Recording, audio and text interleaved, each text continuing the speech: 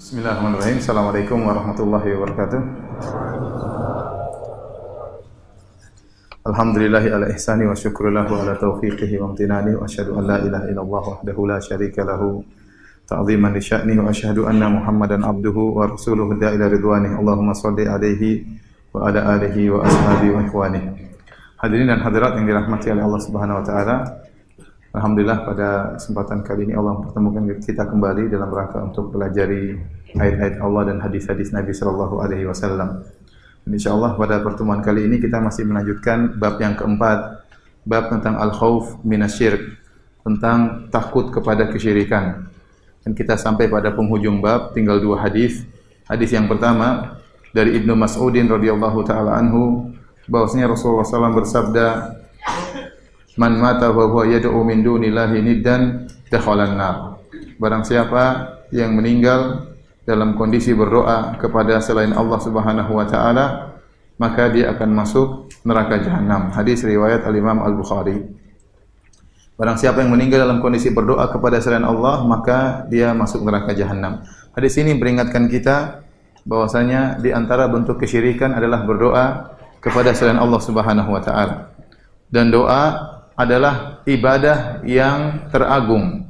Saya bacakan perkataan Ibnu Hajar. Ibnu Hajar Al-Asqalani berkata, "Anna du'a min a'zamil ibadah." Sungguhnya doa merupakan ibadah yang paling agung. Fa huwa kal haditsil akhar, dan hadis ini sama seperti hadis yang lain, al-hajju Arafah. Haji adalah wukuf di padang Arafah. Ya. Ini Ibnu Hajar waktu menjelaskan tentang sabda Nabi, ad-du'a'u huwal ibadah. Doa adalah ibadah. Ya, Rasulullah SAW mengatakan doa adalah ibadah. Ini mirip dengan hadis al-hajju Arafah. Haji adalah wukuf di padang Arafah. Padahal kita tahu namanya haji bukan cuma wukuf di padang Arafah. Haji itu rukunnya ada 4. Ada namanya berihram, ada namanya wukuf di padang Arafah, ada namanya tawaf, ada namanya sa'i. Inilah rukun haji 4. Tetapi di antara rukun haji yang paling utama adalah wukuf di padang Arafah. Selain itu haji juga ada kewajiban-kewajiban yang lain seperti mabit di Mina, mabit di Muzdalifah, kemudian lempar jamarat. Ini semua perkara-perkara kegiatan-kegiatan haji. Tetapi Nabi mengatakan al-hajju Arafah.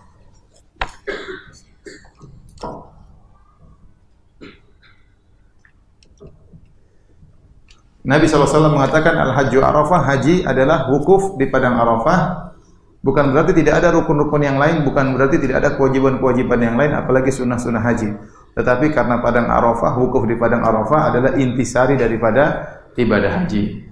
Demikian juga tatkala Nabi mengatakan bahwasanya ad-du'a'u huwal ibadah, doa adalah ibadah, ini menunjukkan bahwasanya doa merupakan ibadah yang sangat agung.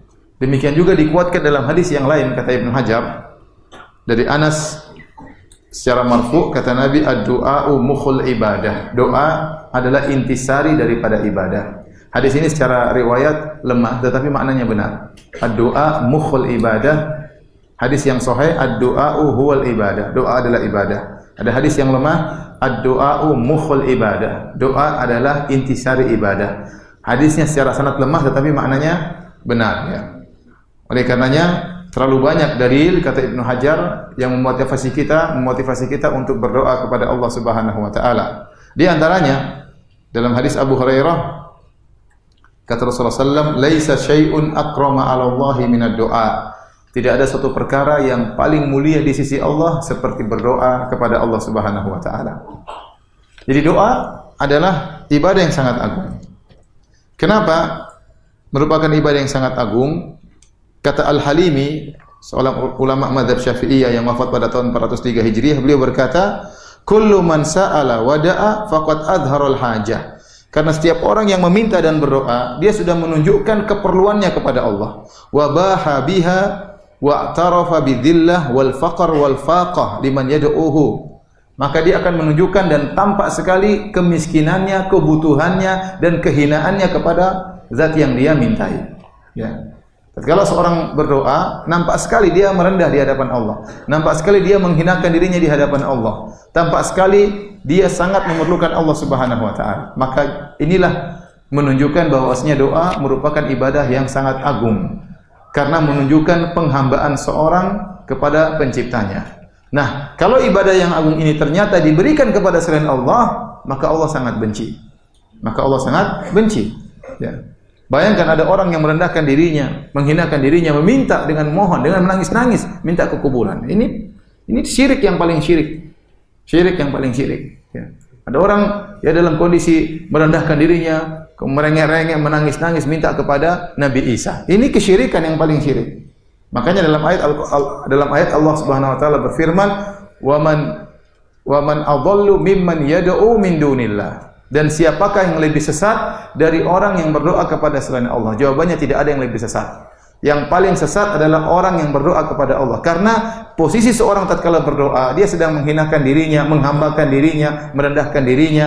Ini posisi yang paling disukai oleh Allah Subhanahu wa taala. Kenapa Allah paling dekat dengan hambanya tatkala dia sujud? Karena dia sedang menunjukkan posisi dia hina di hadapan Allah Subhanahu wa taala. Apalagi sedang berdoa, sudah menunjukkan kehinaannya, kemudian dia menampakkan dengan meminta kepada Allah Subhanahu wa taala. Ini posisi yang sangat disukai oleh Allah, kondisi yang sangat disukai oleh Allah. Ternyata dia menyerahkannya kepada selain Allah, maka inilah syirik yang paling syirik. Kalau saya boleh katakan syirik bertingkat-tingkat, banyak syirik. Ada syirik menyembelih kepada selain Allah, ya, ada syirik macam-macam, dan syirik yang paling parah adalah syirik berdoa kepada selain Allah Subhanahu wa taala.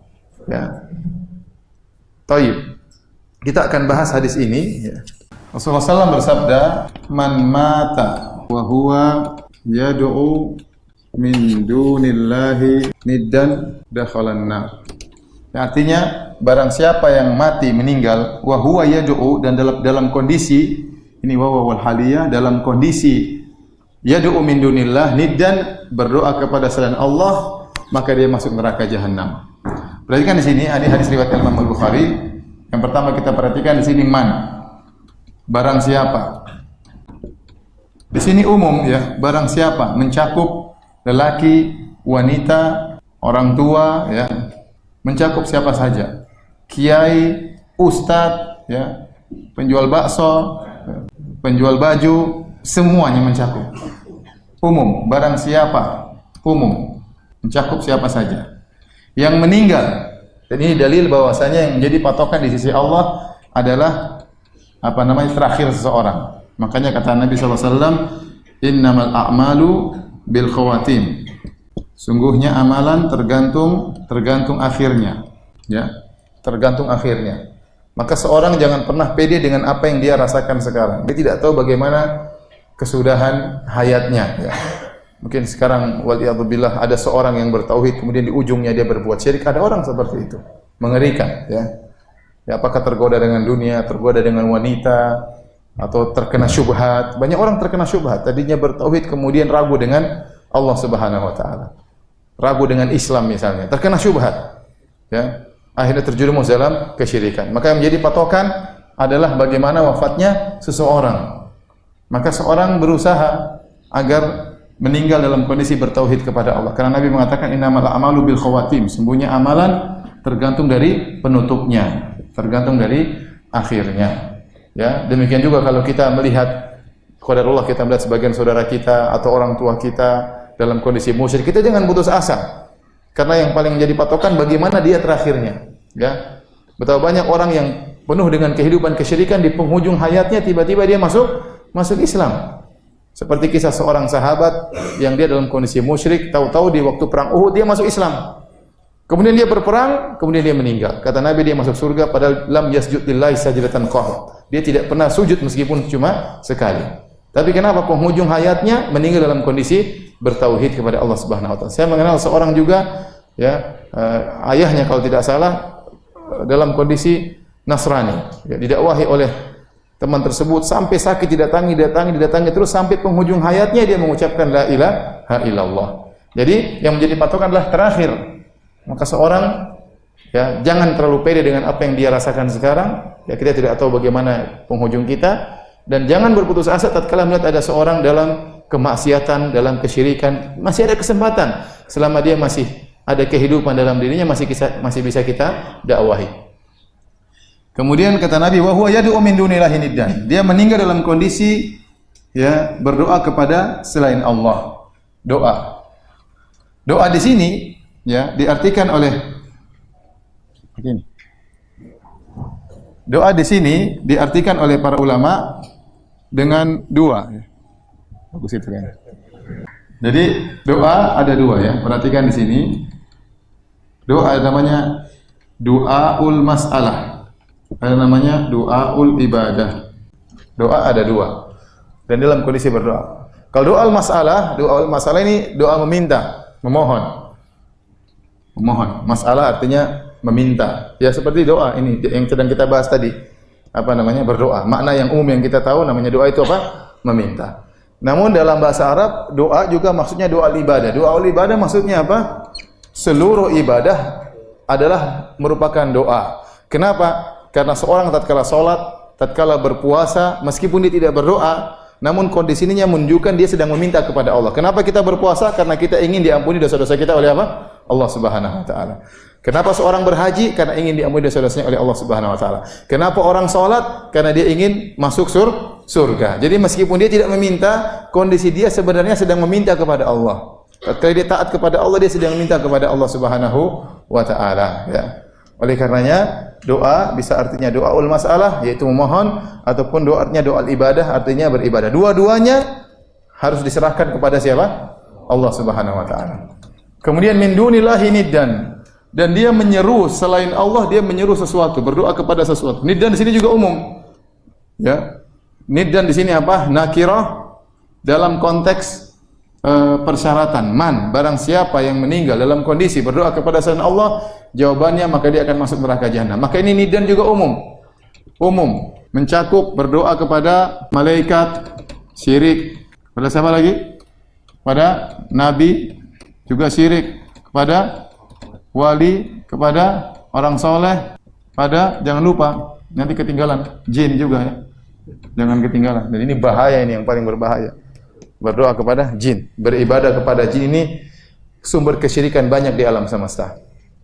Saya kemarin pergi ke suatu daerah, situ orang-orang banyak ya menyembah jin. Ya. Ya, menyembah jin, kasih sajian jin yang dia sembah. Sajian pagi, sajian siang ya. Antum masih murah biayanya. Ada sebagian agama yang biayanya apa? Besar. Ada sajian pagi, sajian siang, nanti sajian sore, dan itu perlu biaya. Ya, kalau tidak dikasih sajian, nanti jinnya ngamuk, sering kesurupan. Dia kesurupan, jinnya ngamuk. Dia menganggap itu dewa sedang marah sama dia. Padahal apa? Jin yang ngamuk. Ya. Jadi beribadah kepada jin, minta kepada jin, luar biasa. Kemarin saya sempat pergi ke suatu tempat, saya lihat ada berhalanya dikasih sajian. Subhanallah. Jinnya nggak makan, burung-burung makan tuh. Ini burung kurang ajar ya. Makan sajiannya dewa. Jadi burungnya mampir kemudian makan. Mau saya videokan, mau saya share tapi nggak enak juga. Burungnya datang makan sajian-sajian itu. Subhanallah, beribadah kepada jin. Syirik. Ya. Sampai sebagian mereka, teman saya cerita, dia lagi bawa seorang penyembah berhala di mobil. Tahu-tahu melewati suatu tempat. Orang ini ketakutan. Kata dia sama teman saya, Mas, bel itu mobil. Kenapa? Biar nggak apa, bel mas, bel. Kata teman saya, enggak mau. Jadi harus permisi kan, tit gitu kan. Teman saya bilang, enggak, saya enggak mau. Nanti bahaya. Enggak mau. Bel mas, bel. Enggak mau. Akhirnya dia bel sendiri. Tutut katanya. Karena enggak mau ditekan pakai bel mobil, dia pakai bel mulut. Tutut ya. Alhamdulillah belnya bukan bel apa namanya, ambulans. Jadi subhanallah, saking takutnya kepada jin sampai begitu diperbudak oleh jin. Islam alhamdulillah, Islam memuliakan apa? Antum bersyukur orang Islam. Antum bersyukur jadi orang Islam. Antum dimuliakan oleh Allah Subhanahu wa taala, tidak tunduk kepada makhluk, apalagi kepada jin. Jadi berdoa kepada malaikat syirik ya. Orang-orang dahulu, orang musyrikin Arab menganggap malaikat adalah banatullah, putri-putri Allah, disembah. Berdoa kepada Nabi juga syirik. Mau Nabi Muhammad sallallahu alaihi wasallam, Nabi Isa atau yang lainnya adalah kesyirikan. Berdoa kepada wali, berdoa kepada orang soleh, ya, apalagi kepada batu, kepada pohon, ini semua merupakan kesyirikan. Barang siapa yang meninggal dalam kondisi demikian, dakhalan nar, maka dia akan masuk dalam neraka. Mengerikan. Ya, maka dia akan masuk dalam neraka. Ini ancaman yang keras. Dan hadis ini Hadis ini membuat kita takut kepada kesyirikan. Karena hadis ini dibawakan oleh Syekh Muhammad bin Abdul Wahhab dalam bab al-khauf minasyirik, takut kepada kesyirikan. Kenapa? Karena kita tidak tahu bagaimana penghujung kita. Karena sering kematian itu datang dengan tiba-tiba, tanpa ada pemberitahuan. Saya sering sampaikan, betapa banyak orang keluar dari rumahnya, tidak terbetik dalam betiknya 1% pun dia akan meninggal dunia. Dia tidak sadar, dia tidak ada perkiraan, tidak ada kemungkinan dia akan meninggal. Tahu-tahu dia meninggal dunia. Semalam kemarin saya baru pergi ke suatu kota, terus ada yang kesini, Ustaz kenal Ustaz Fulan? Oh iya, saya kenal, kan kemana ikut pengajian terakhir saya kesini. Sudah meninggal Ustaz. Masih muda, masih umur 32 mungkin sudah meninggal dunia. Kenapa? Tidak tahu Ustaz, tidak ada tanda-tanda sebelumnya, tiba-tiba dia sakit perut, kemudian meninggal dunia. Ya. Kemarin saya pergi ke suatu tempat isi pengajian. Ya.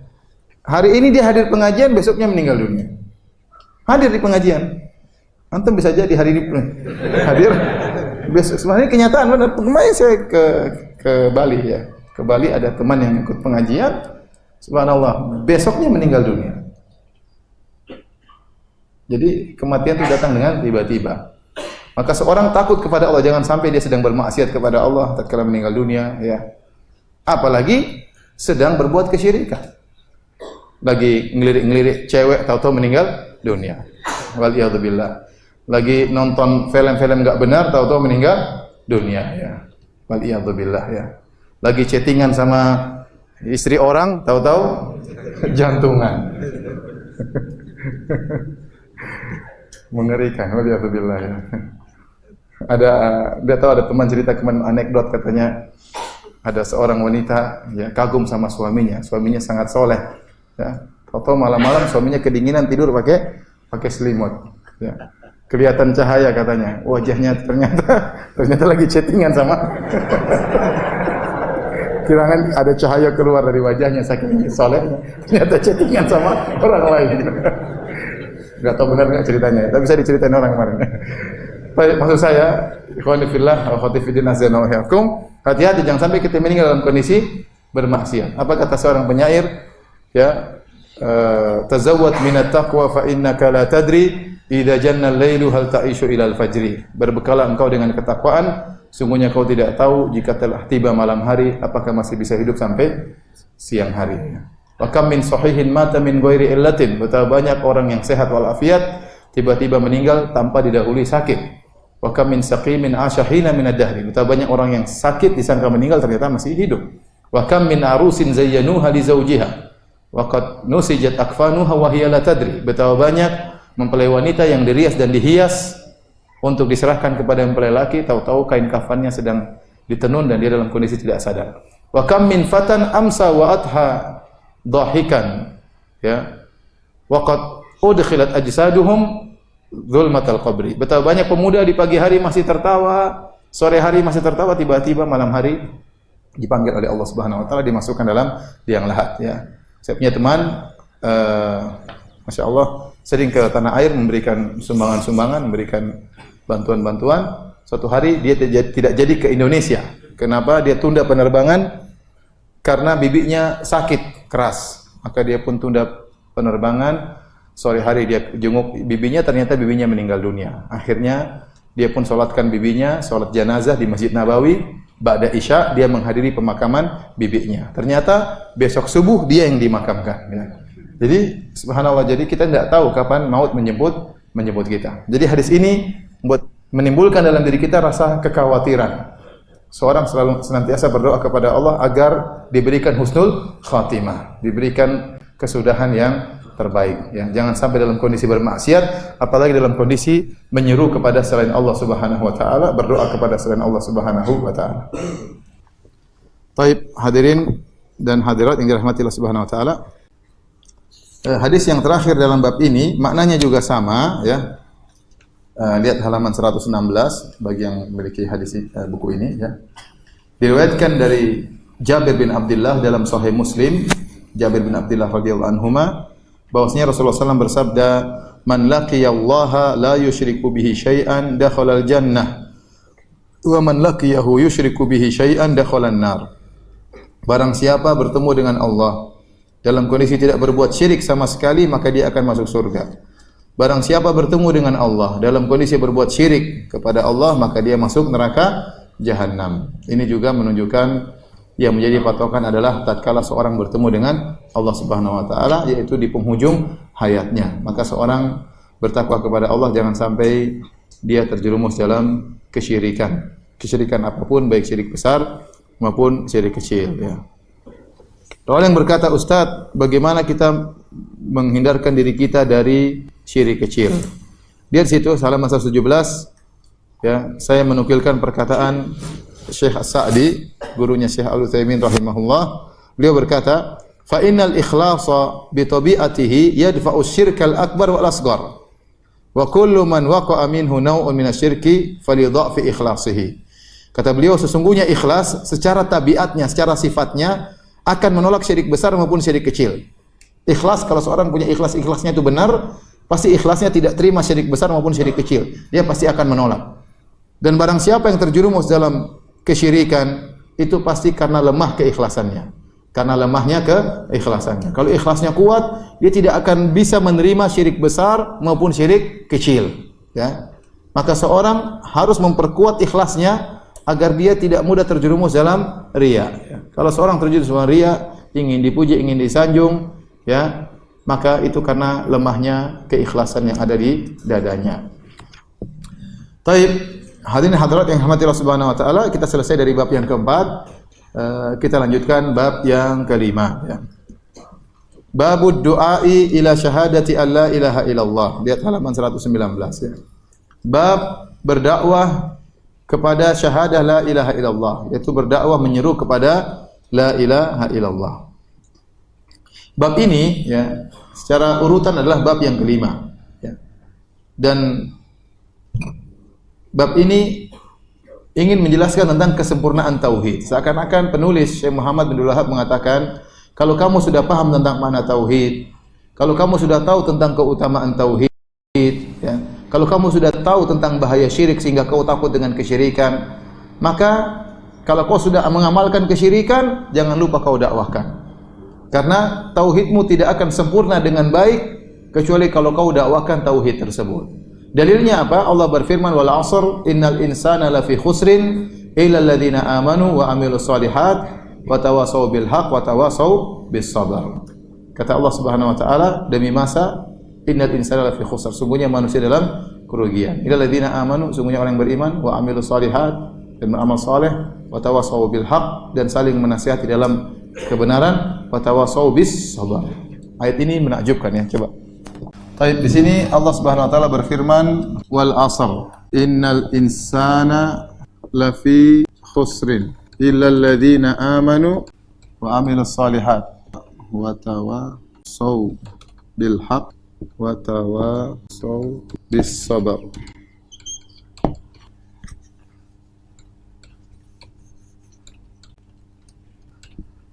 Artinya demi masa. Wal 'asr, demi masa.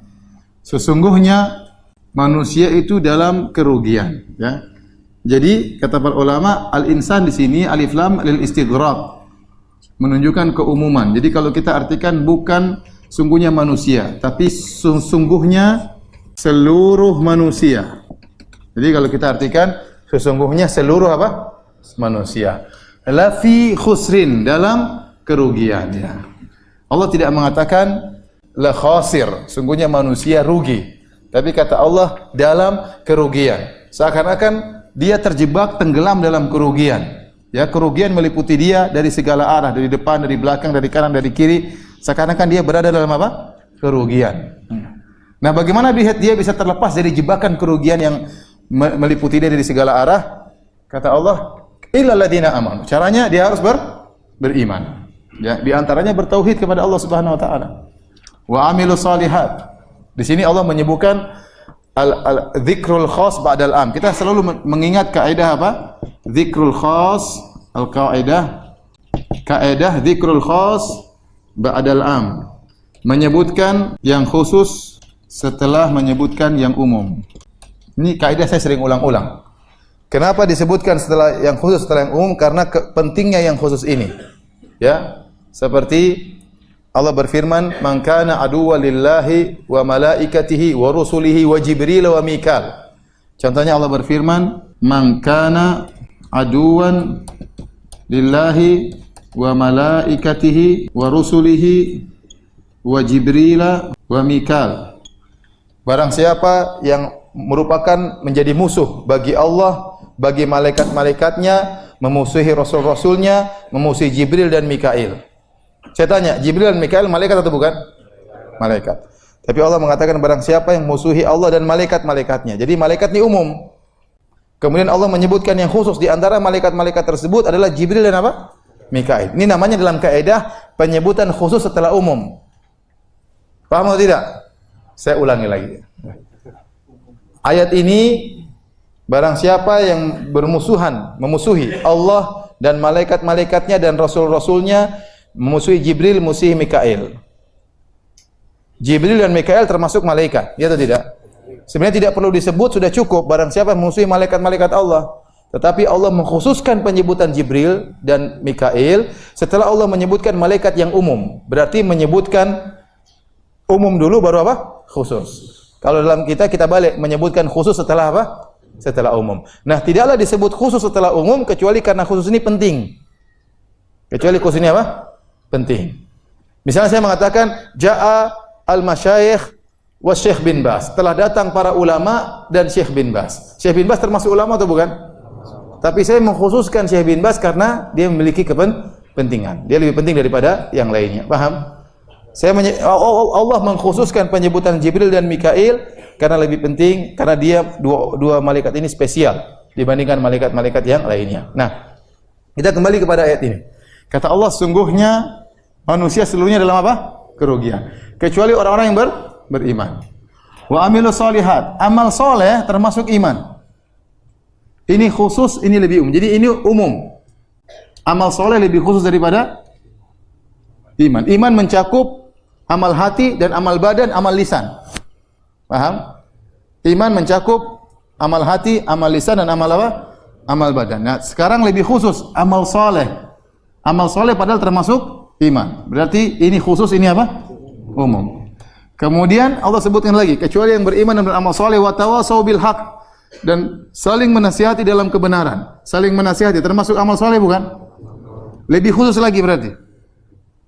Kemudian Allah mengatakan wa tawasau bis sabr, saling menasihati dalam kesabaran. Kesabaran termasuk kebenaran atau bukan? Paham? Jadi Allah menyebutkan yang paling umum, kemudian lebih khusus lagi, lebih khusus lagi. Kalau kita buat himpunan seperti ini kan? Himpunan besar, kemudian apa? Sil, kemudian apa? Sil. Ya, saya nggak tahu ini pelajaran SD kali ya. Nanti antum tambah bingung lah. Pokoknya begini. Ya. Jadi dari sini kita tahu tidaklah disebutkan khusus setelah umum kecuali karena khusus itu apa? Penting. Maka beriman sangat penting. Namun ingat, hanya beriman tidak ada buktinya amal soleh juga kurang penting. Berarti makanya Allah mengkhususkan penyebutan amal soleh agar orang jangan salah sangka hanya mengaku beriman tapi tidak beramal soleh. Setelah Allah menyebut amal soleh, Allah juga ingatkan amal soleh tidak cukup, harus sertai dengan dakwah, saling menasihati dalam kebenaran. Ya. Dan ingat, setelah Anda berdakwah menasihati kebenaran tidak cukup. Di antara kebenaran yang harus Anda nasihati adalah bersabar. Ini menunjukkan pentingnya apa? Bersabar. Nah, di antara hal ini, ayat ini menunjukkan kalau Anda sudah paham tentang tauhid, sudah mengamalkan tauhid, sudah beriman, sudah beramal tauhid, maka jangan lupa untuk mendakwahkannya. Untuk saling menasihati dalam apa? Tauhid. Dan juga bersabar dalam mendakwahi apa? Tauhid. Ini menunjukkan bahwasanya tauhid seorang akan lebih sempurna kalau dia dakwahkan kepada orang lain. Maka saya katakan ya ikhwan, kita tatkala kita mengenal sunnah, tatkala kita mengenal bahaya kesyirikan, kita merasakan kenikmatan dalam beribadah. Saya rasa banyak di antara kita dahulunya sebelum mengenal sunnah, dia akan merasakan perbedaan setelah mengenal apa? Sunnah. Ada kebahagiaan yang dia dapatkan, ada ilmu yang dia dapatkan, ada semakin beriman kepada Allah yang dia dapatkan. Maka kebahagiaan ini jangan untuk dia konsumsi pribadi. Usahakan dia tularkan kepada orang lain, usahakan dia dakwahkan. Maka disitulah Syekh Muhammad bin Wahab membuat bab khusus namanya bab ad-du'a ila syahadati alla ilaha illallah. Bab tentang mendakwahkan tauhid. Karena ahli tauhid harus berdakwah, bukan cuma untuk dia tahu sendiri. Dia harus tularkan kepada orang tuanya, kepada adik-adiknya, kepada saudaranya, kepada tetangganya, kepada masyarakat, agar masyarakat tahu bahwasanya tauhid itu penting. Namun ingat, dia harus bersabar tatkala mendakwahkannya. Dia akan menemukan banyak tantangan. Ya, betapa banyak ternyata tradisi masyarakat, orang-orang yang tidak suka dengan orang yang berdakwah kepada tauhid, ya. Ya, dengan tuduhan yang tidak-tidak. Oleh karenanya, seorang berusaha menularkan kebahagiaan yang dia rasakan, tauhid yang sudah dia kenali untuk didakwakan kepada orang lain. Taib. Kita lanjutkan. Dalil yang pertama yang disebutkan oleh Syekh Muhammad bin Wahab, lihat halaman 120, itu surat Yusuf ayat 108. Allah berfirman, "Qul hadhihi sabili ad'u ila Allah." Katakanlah, ini adalah jalanku. Aku menyeru kepada Allah. Ala basiratin, di atas ilmu. Ana wa manittaba'ani, aku bersama orang-orang yang mengikutiku. Wa subhanallahi wa ma ana minal musyrikin. Maha suci Allah, dan aku bukan termasuk orang-orang yang musyrik. Jadi di sini ayat ini menjelaskan tentang keutamaan berdakwah. Ya, jadi Allah menyuruh agar Nabi berkata, "Qul," katakanlah wahai Muhammad, "Hadi sabili," ini adalah jalanku. Apa jalanmu wahai Rasulullah? Ad'u ila Allah, aku menyuruh kepada Allah, menyuruh kepada tauhid. Menyuruh kepada tauhid. Ala basiratin, tapi aku berdakwah di atas ilmu. Ana wa man ittaba'ani, aku dan para pengikutku. Jadi pengikut Nabi berdakwah. Karena Nabi, kata Nabi, ini jalanku menyuruh kepada tauhid. Siapa? Aku dan pengikutku. Ini dalil bahwasanya pengikut Rasulullah SAW berdakwah kepada tauhid. Wa subhanallah, maha suci Allah, wa ma ana minal musyrikin. Dan aku tidak termasuk dari orang-orang yang musyrik. Ayat ini sering dijadikan dalil tentang pentingnya berdakwah secara umum. Tetapi sungguhnya kalau kita mempelajari perkataan para ahli tafsir tentang ayat ini ternyata khusus tentang berdakwah kepada tauhid. Ayat ini khusus tentang berdakwah kepada tauhid. Kenapa kata Nabi, ad'u ila Allah, aku menyuruh kepada Allah. Kemudian diakhiri dengan subhanallah wa ma ana minal musyrikin. Maha suci Allah, aku bukan termasuk orang-orang musyrik. Berarti ayat ini sebenarnya khusus tentang keutamaan berdakwah kepada tauhidullah. Dan ini kita bisa baca dalam perkataan para ahli tafsir. Contoh perkataan Al-Imam At-Tabari dalam tafsirnya. Ya. Dia mengatakan, ya, dia tafsirin ayat tersebut dengan mengatakan hadi sabili, ai ad-da'wah allati ad'u ilaiha, dakwah yang aku menyuruh kepadanya. Wa tariqatu allati ana 'alaiha, dan jalan yang aku menempuhnya. Minad du'ai ila tauhidillah wa ikhlasil ibadati lahu, yaitu menyeru kepada tauhid Allah, pentauhidan Allah, dan mengikhlaskan ibadah hanya kepada Allah. Jadi ayat ini sebenarnya khusus tentang dakwah kepada apa? Tauhid. Namun sering digunakan oleh sebagian dai untuk menjelaskan keutamaan tauhid, keutamaan berdakwah secara umum. Kita bilang mungkin saja, tetapi sebenarnya ayat ini khusus tentang keutamaan berdakwah kepada tauhid kepada Allah Subhanahu wa taala. Yang tadi lebih keras ya. Tes aja.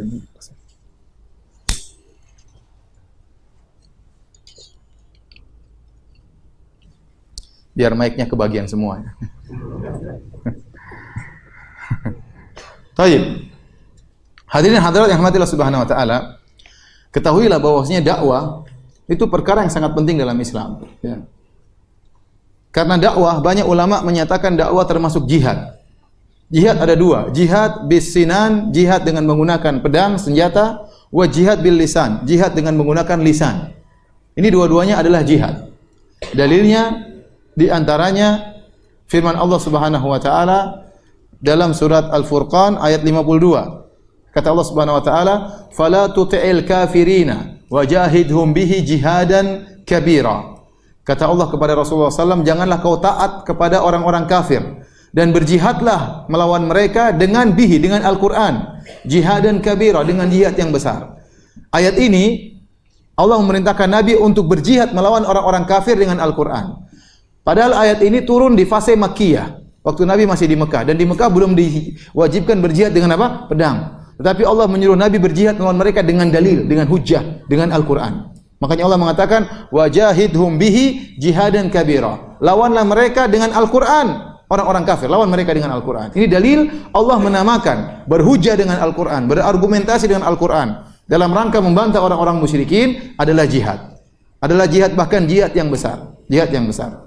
Makanya dalam ayat yang lain Allah Subhanahu wa taala juga berfirman, "Ya ayuhan nabi, Jahidil kuffara wal munafiqina waghluz alaihim. Kata Allah, wahai Nabi, berjihadlah melawan orang-orang kafir dan berjihadlah melawan orang-orang munafik. Saya tanya sama antum, kalau jihad lawan orang kafir mungkin boleh pakai pedang.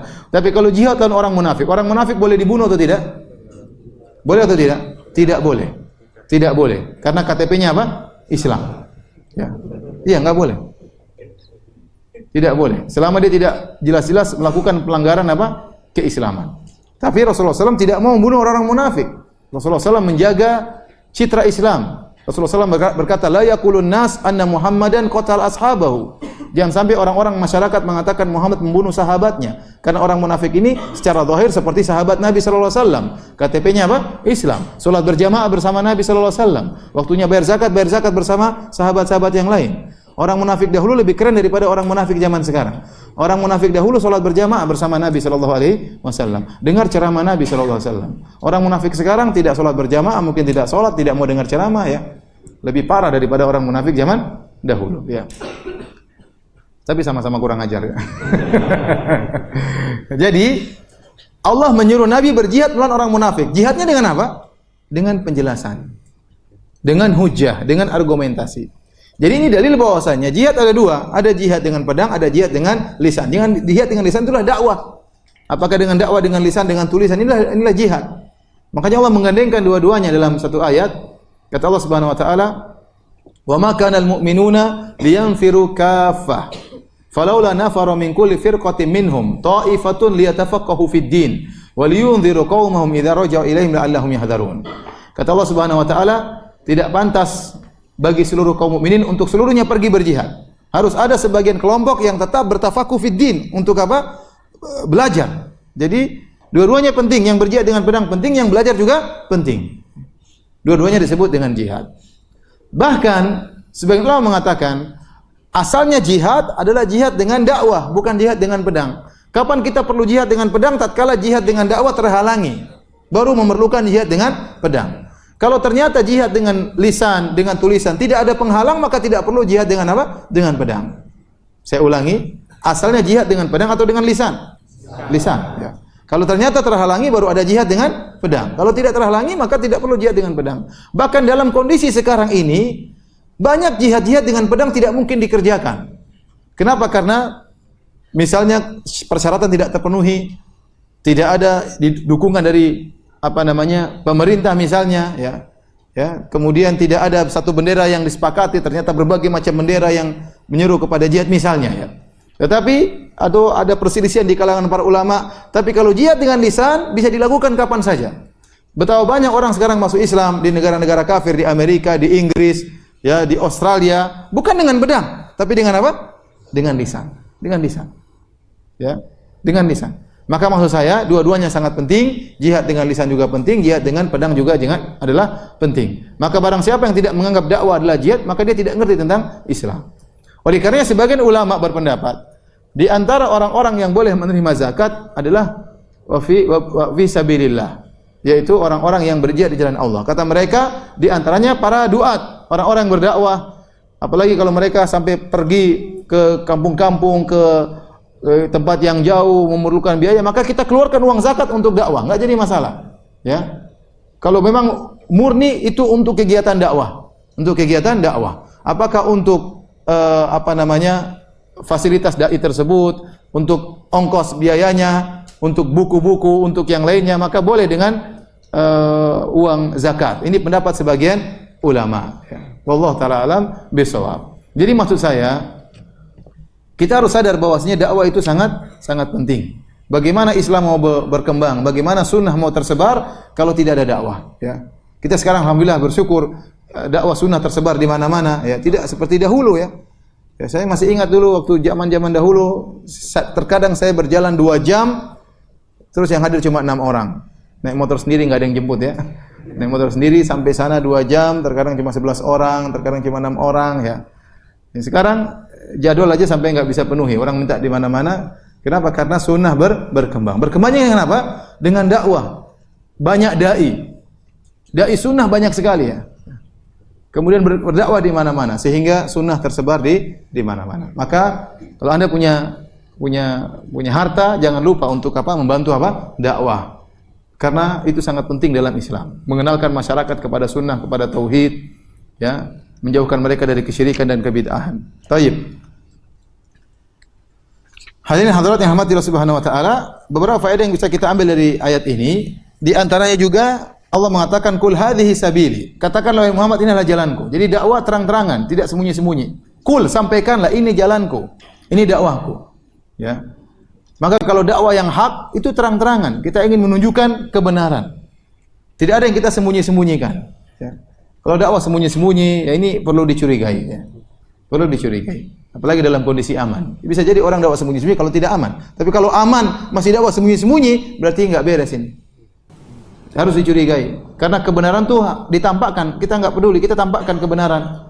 Karena kita tidak sedang menyampaikan kebatilan. Kapan seorang takut kalau dia menyampaikan apa? Kebatilan. Ya. Dakwanya sembunyi-sembunyi, tertutup, tidak mau orang lain, tidak mau tahu dunia luar. Ya. Ya. Tidak boleh tahu dunia luar. Ya. Kemudian barang siapa yang tidak baiat kepada imamnya, tidak masuk surga, kafir, ya, dan macam-macamnya.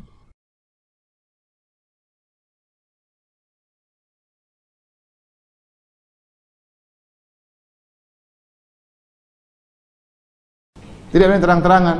Sampai sekarang tidak berani terang-terangan. Ini curigai, kok bisa dakwah seperti ini. Kalau Anda atas kebenaran, Anda sampaikan terang-terangan. Ya.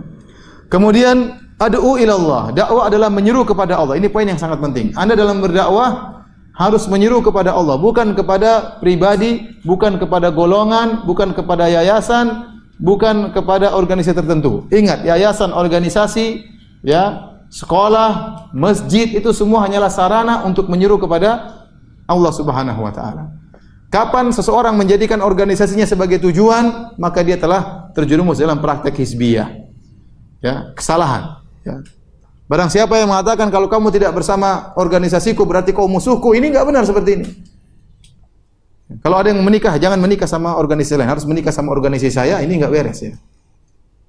Jadi kita menjadikan organisasi atau yayasan atau masjid, ya, itu sebagai sarana untuk menyeru kepada Allah.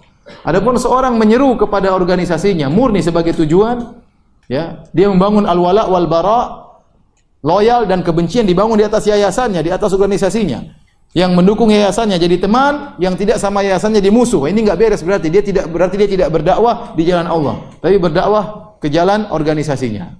Ini berarti keikhlasannya dipertanyakan. Sama, tidak boleh seorang menyeru kepada dirinya. Ini bahaya juga. Oleh karenanya kata Syekh Muhammad bin Abdul Wahab, lihat halaman 122. Saya nukilkan. Dia mengambil faedah dari ayat ini. Kata beliau, at-tanbih ilal ikhlas. Ayat ini memberi peringatan tentang pentingnya ikhlas. Li'anna katsiran walau da'a ilal haqqi, karena banyak orang meskipun menyeru kepada kebenaran, fahuwa yad'u ila nafsihi. Ternyata dia juga menyeru kepada dirinya. Perhatikan kata beliau, li'anna katsiran walau da'a ilal haqq, karena banyak orang meskipun dia menyeru kepada kebenaran, ternyata dia mendomplengkan, menempelkan juga menyeru kepada dirinya. Yang dia dakwakan mungkin sunnah atau tauhid, tetapi sungguhnya dia menyeru orang kepada dirinya. Kalau ada dai yang lain dia tidak suka misalnya, ya. Orang harus ngaji sama dia saja. Ini adalah orang yang tidak beres seperti ini. Kalau tidak ngaji sama dia dianggap tidak ikut pengajian. Ya. Padahal yang lain juga misalnya sama-sama di atas kebenaran. Lain halnya kalau yang lain salah kita tegur. Tapi kalau sama-sama di atas sunnah ternyata ada orang menyeru kepada dirinya, kalau tidak sama saya berarti tidak pengajian. Ini enggak beres, berarti dia menyeru orang untuk berdakwah, menyeru kepada dirinya, bukan kepada sunnah, bukan kepada tauhid. Maka seharusnya para dai gembira tatkala semakin banyak dai yang menyeru kepada sunnah. Kenapa? Karena tugasnya semakin berkurang. Bukan kemudian harus ngaji sama saya, kalau tidak sama saya tidak dianggap pengajian. Jangan habiskan waktu sama ustadz yang lain. Ini enggak benar seperti ini. Itu namanya bukan menyeru kepada Allah, tapi menyeru kepada dirinya. Meskipun yang dia sampaikan dalil. Ingat kata Syekh Abdul Wahab, li'anna katsiran wa in kana yad'u ilal haqq fa huwa yad'u ila nafsihi. Karena banyak orang meskipun dia menyeru kepada kebenaran, ternyata dia menyeru kepada dirinya juga. Ini berarti ada ketidakikhlasan dalam hatinya, ya. Ya, ketidakikhlasan dalam hatinya, ya. Maka saya tidak berbicara dalam konteks dai saja. Dalam konteks misalnya yayasan atau dalam konteks misalnya DKM, ya. Yang penting ada pengajian, tidak mesti saya yang harus jadi ketuanya. Tidak mesti saya yang harus jadi pengurusnya. Kalau saya tidak jadi pengurus, enggak usah jalan. Ya enggak benar. Siapa saja jadi pengurus, siapa saja jadi ketua, kita ingin pengajian jalan. Ya. Jangan sampai harus saya yang jadi ketuanya, harus saya yang jadi. Jadi berarti ente menyeru kepada diri ente, bukan kepada Allah Subhanahu wa taala, ya. Dalam segala lingkupan, ya. Dalam segala lingkupan. Jadi maksud saya seorang mengecek dirinya untuk ikhlas kepada Allah Subhanahu wa taala agar dia berdakwah bukan kepada tujuan utamanya, bukan organisasinya. Organisasinya hanyalah wasilah, hanyalah sebagai sarana, bukan tujuan, ya. Baik, karena sudah malam kita sampai sini saja, ya. Ya. Kalau ada yang bertanya saya persilahkan. Insyaallah kita lanjutkan lagi, mudah-mudahan 2 minggu lagi, mudah-mudahan, ya. Oke, silakan.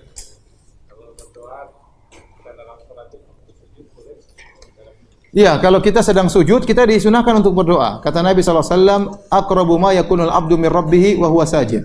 Kondisi seorang hamba paling dekat dengan Allah tatkala sedang apa? Sujud. Kenapa? Dia sedang terhina-hinanya. Ya, dia meletakkan bagian tubuhnya yang paling dia hormati, kepalanya letakkan di tanah sambil mengakui ketinggian Allah dengan mengatakan subhana rabbiyal a'la. Segala maha suci Allah yang maha tinggi. Saat itu dia sangat dekat dengan Allah. Karena kaedah, semakin seorang merasa hina, semakin rendah di hadapan Allah, dia semakin dekat dengan Allah Subhanahu wa taala. Ini kaedah. Semakin seorang merasa rendah, merasa hina di hadapan Allah, maka kedudukannya semakin tinggi di sisi Allah Subhanahu wa taala. Rasulullah SAW mengatakan, "Wa ammar ruku' fa'adzimu fihi rabb." Adapun tatkala kamu rukuk maka agungkanlah Allah dengan mengatakan subhana rabbiyal azim. Wa amma sujud, adapun tatkala sujud, fajtahidu fid du'a, maka bersungguh-sungguhlah dalam berdoa. Faqaminun ayustajaba lakum, karena berdoa tatkala sujud mudah untuk dikabulkan. Maka ini dalil disunahkan untuk berdoa tatkala sujud. Dan bukan dikhususkan dengan sujud terakhir saja. Sujud pertama, sujud kedua, sujud ketiga, sujud keempat, sujud keenam, sujud kedelapan. Kapan kita sujud kita boleh berdoa. Namun saya ingatkan, tatkala Anda sebagai imam, maka Anda jangan lama-lama, ya. Ya. Anda berdoa nangis-nangis, imam makmum belakang bingung ada apa? Ternyata Anda utangnya banyak, enggak lunas-lunas, ya. Makmum enggak punya utang. Jangan ngajak makmum ikut nangis sama utang ente. Jadi kalau Anda jadi imam, perhatikan jangan terlalu lama, ya biasa aja. Tapi kalau Anda sholat sendiri bebas. Berdoa lama tidak jadi masalah. Diriwayatkan dari Abdullah bin Zubair radhiyallahu anhu, beliau setelah sholat maghrib, beliau sholat kemudian beliau sujud. Setelah sholat maghrib, sholat sunnah setelah sholat maghrib, beliau sujud, beliau tidak angkat kepalanya kecuali adzan isya. Ya. Kalau Anda ingin berpuas-puas sujud, tidak jadi masalah, tapi jangan tatkala jadi imam. Ya. Karena imam harus memperhatikan kondisi apa? Makmum. Ya. Demikian juga tatkala Anda jadi makmum, ya, Anda juga jangan sujud lama-lama, ya. Imam sudah Allahu Akbar, Anda masih sujud terus ini. Jadi imam, innama ju'ilal imam liyutamma bih. Sungguhnya imam itu dijadikan untuk diikuti, bukan untuk ditinggalkan, ya. Ya, imamnya sudah berdiri, ente masih sujud. Ada saya pernah lihat di YouTube seperti itu, ya. Ada orang, saya enggak tahu dari mana videonya, klipnya. Jadi imamnya sudah sholat tarawih. Jadi pas sujud kedua dia sujud lama, imamnya sudah berdiri. Sudah baca alhamdulillahirrahmanirrahim maliki yaumiddin, baca surat, dia masih sujud terus. Nanti mau ruku baru dia berdiri. Nah, ini salah seperti ini. Ente mau cari muka kepada Allah, cari muka yang salah. Ya. Ini orang semua berdiri, saya sendiri sujud. Ini salah kalau gitu. Ini cari muka yang kamu tuh ngawur gitu kalau begitu. Ya, harusnya ikut apa? Ikut imam. Kalau imam fa idza kabbar fakabbiru. Kalau imam bertakbir maka bertakbirlah. Jadi kompak, imamnya berdiri kita ikut berdiri, imamnya ruku kita ikut ruku. Jadi boleh Anda berdoa dalam sujud, baik sujud pertama, sujud kedua, sujud ketiga dan seterusnya, tapi dengan perhatikan apa yang tadi saya sebutkan. Enggak, sunnahnya berdoa dalam kondisi apa? Sujud dalam apa? Salat, ya. Pertanyaan berikutnya, apakah boleh kita berdoa dalam sujud pakai bahasa Indonesia? Seorang berusaha berdoa dalam sujudnya dengan doa-doa yang diajarkan Nabi sallallahu alaihi wasallam. Tapi kalau dia tidak mampu, tidak bisa bahasa Arab, la yukallifullahu nafsan illa wus'aha, Allah tidak membebani di luar kemampuannya, maka boleh dia berdoa meskipun dengan bahasa Indonesia, tapi setelah dia berzikir dengan zikir sujud. Subhana rabbiyal a'la wa bihamdi, subhana rabbiyal a'la wa bihamdi, subhana rabbiyal a'la wa bihamdi, maka silakan dia berdoa kepada Allah Subhanahu wa taala. Dulu ana sering tatoyur. Tatoyur itu mengkait-kaitkan nasib sial dengan suara tertentu, dengan burung tertentu, dengan hari tertentu, ya, dengan warna tertentu, dengan angka tertentu. Dulu ana sering tatoyur, alhamdulillah sekarang ana sudah belajar sehingga tahu bahaya hal tersebut. Bila ana bertobat, apakah masih ada kesempatan untuk masuk surga tanpa hisab dan azab? Apakah ana masih bisa menjadi umat yang 70.000? Mudah-mudahan. Mudah-mudahan. Allah Maha baik, bertobat, yang penting bertobat, jangan diulang lagi. Ustadz percaya dengan feeling, apakah termasuk syirik? Enggak, firasat bisa saja, ya. Tapi itu bukanlah suatu yang pasti. Ya. Seorang firasat ya. Ya, ingat, jangan juga terkadang ya kalau sering firasatnya kayaknya orang ini jahat. Firasatnya kayaknya orang jahat. Itu namanya suudzon, bukan firasat ya. Paham? Dan timbul kadang-kadang kita bukan suudzon, tahu kok ada feeling seakan-akan ini enggak beres. Mungkin itu teguran dari Allah Subhanahu wa taala ya. Ya, firasat seorang mukmin. Maka seorang bertakwa kepada Allah, jaga pandangannya, jangan sampai dia makan yang haram ya. Bertakwa kepada Allah maka dia akan diberikan feeling yang kuat. Tapi ingat itu bukan suatu kepastian ya. Suatu kepastian cuma bisa jadi benar, bisa jadi tidak benar ya. Bagaimana cara mendakwai kedua orang tua yang ahlul bid'ah dan bagaimana sikap kita sebagai anak yang sudah mengenal sunnah? Orang tua, jangankan yang ahlul bid'ah, yang melakukan kesyirikan pun kita harus baik sama mereka. Ya, Allah Subhanahu wa taala berfirman wa in jahadaka ala an tusyrika bi ma laysa laka bihi ilm fala tuti'huma wa sahibuhuma fid dunya ma'rufa. Jika kedua orang tua musyrik dan memaksamu untuk berbuat kesyirikan, janganlah taat kepada keduanya. Tetapi pergaulilah mereka berdua dengan baik. Ya, bahkan orang tua yang musyrik, bahkan yang memaksa kita untuk syirik, ya, tidak boleh kita musuhi. Tetap kita berbuat baik kepada mereka. Apalagi hanya sekedar maksa kita melakukan bid'ah misalnya. Ya, perkaranya jauh lebih ringan. Tetap harus kita sabar, harus menyampaikan dengan baik, dengan dalil, baik secara dalil nas Al-Quran maupun Sunnah, dengan dalil logika. Sampaikan, ngobrol dengan orang tua baik-baik. Ustaz, orang tua saya tidak terima. Antum sudah dakwah berapa kali? Baru 2 kali. Itu masih lama. Ya. Dakwah terus sampaikan terus pelan-pelan. Kapan ada waktu? Terus antum waktu berdakwah sambil berbuat baik sama orang tua. Dakwah terus tapi pelit. Gimana orang tua mau terima? Ente mau dakwahi, ente ajak makan, kasih emas buat ibu, kasih uang buat bapak, didakwahi. Lama-lama dia nurut. Tapi kalau bapak tuh ngawur, salah ini gini-gini, tapi enggak pernah ngasih duit ya. Ini enggak benar ya. Bapak juga gimana mau terima, ente kayak begini modelnya. Ustadz, 2 kakak kandung saya telah murtad dan menerbitkan berbagai buku anti-Islam. Dan orang tua saya sudah tidak berdaya melihat kelakuan mereka. Hanya saya masih berani menasihati mereka. Yang akhirnya membuat mereka marah besar. Apa yang harus saya perbuat, Ustaz? Ya, nasihati mereka terus. Ya. Kalau perlu disikapi dihajar, tidak disapa bermanfaat, maka dihajar. Ya. Maksudnya diboikot. Tapi kalau ternyata diboikot membuat mereka semakin jadi-jadi, tidak usah diboikot. Nasihati baik-baik. Dialog dengan mereka. Ya. Ini bahaya sampai murtad, bahkan nulis buku anti apa? Anti-Islam. Ya. Mungkin ada sebabnya, nggak tahu ya. Tapi ya berusaha cari tahu, tapi hidayah di tangan Allah Subhanahu wa taala. Kita cuma bisa berusaha, cuma bisa mendoakan, ya. Tetapi hidayah di tangan Allah Subhanahu wa taala. Tapi jangan berhenti untuk mendakwahi meskipun dia marah-marah. Apakah seorang yang pernah berbuat syirik atau perdukunan ketika orang tersebut telah bertobat akan diampuni dosa-dosanya? Iya, pasti diampuni. Pasti diampuni. Kalau dia bertobat dengan sesungguhnya, maka akan diampuni oleh Allah Subhanahu wa taala. Para sahabat dahulu banyak yang musyrikin. Bahkan berjihad melawan membunuh sahabat Nabi. Khalid bin Walid, ya, dulu pimpinan kaum musyrikin, pasukan berkuda kaum musyrikin dalam perang Uhud. Dengan sebab Khalid bin Walid, maka terbunuhlah 72 sahabat dalam perang Uhud. Kemudian di akhirnya dia masuk apa? Masuk Islam. Bahkan dapat gelaran dari Nabi, Saifullah, pedang Allah Subhanahu wa taala. Jadi kalau seorang bertobat kepada Allah Subhanahu wa taala, ya, maka akan diterima taubatnya oleh Allah. Ustaz, mohon nasihat mungkin untuk menguatkan hati saya yang ditinggal suami nikah lagi. Waduh. Masalahnya tidak ada suami, saya kena guna-guna atau sihir. Allah musta'an ya. Jadi mohon saran untuk menguatkan hati saya, saran ya. Ya, kita bilang hidup ini penuh ujian ya.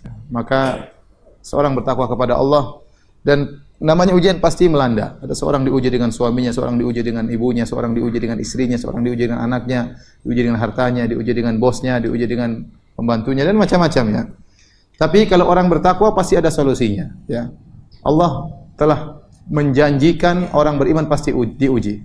Ahasiban nasu ayyutraku ayyaqulu amanna wa hum la yuftanun. Apakah manusia dibiarkan saja mengatakan kami telah beriman lantas tidak diuji? Pasti diuji. Tapi kata Allah, wa may yattaqillaha yaj'al lahu makhraja. Barang siapa yang bertakwa pasti ada solusi. Jadi tidak ada solusi yang terbaik kecuali bertakwa kepada Allah.